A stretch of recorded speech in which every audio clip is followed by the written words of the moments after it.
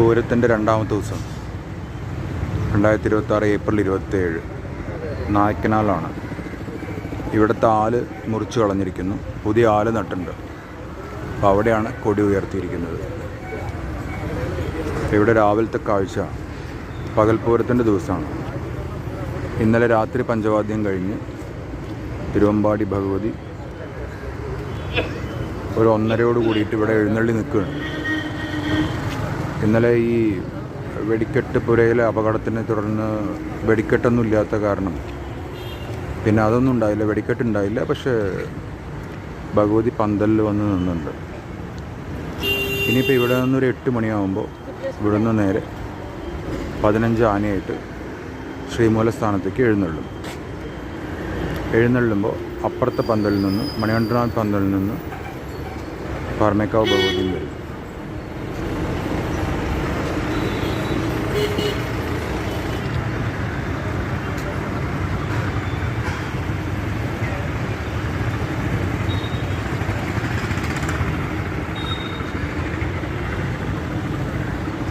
അപ്പോൾ ഇനി മണികണ്ഠനാഥിൽ പോയി നോക്കാം. വരും.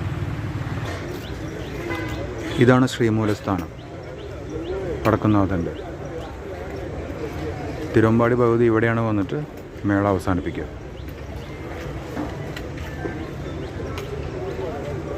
വടക്കുംനാഥൻ്റെ പടിഞ്ഞാറേ ഗോപുരം. ഇനി നമുക്ക് മണികണ്ഠനാഥിലേക്ക് പോകാം. ഇത് അവിടെയാണ് പാറമേക്കാവ് ഭഗവതി വന്നിട്ട് പകൽപ്പൂരത്തിൻ്റെ മേള അവസാനിപ്പിക്കുക.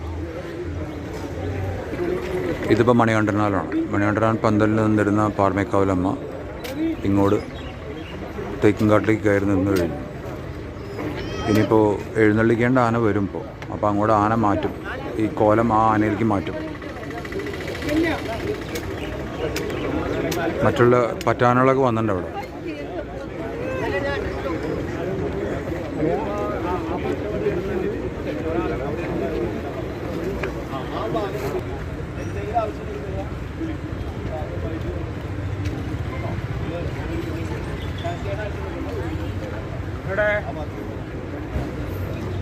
പോലീസുകാർക്കുള്ള ഡയറക്ഷൻസ് കൊടുക്കുകയാണ്.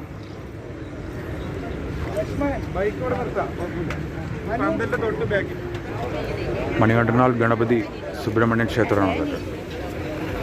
ഇത് വരാനുള്ള ആനകളൊക്കെ ഇവിടെ നിൽക്കുന്നുണ്ട്. ഇത് പറ്റാനകളെല്ലാം റെഡിയാണ്, കണ്ടോ? റെഡിയായിട്ട് നിൽക്കുന്നുണ്ട്. വിളിച്ചാൽ അങ്ങോട്ട് ചെല്ലും വരിയായിട്ട്.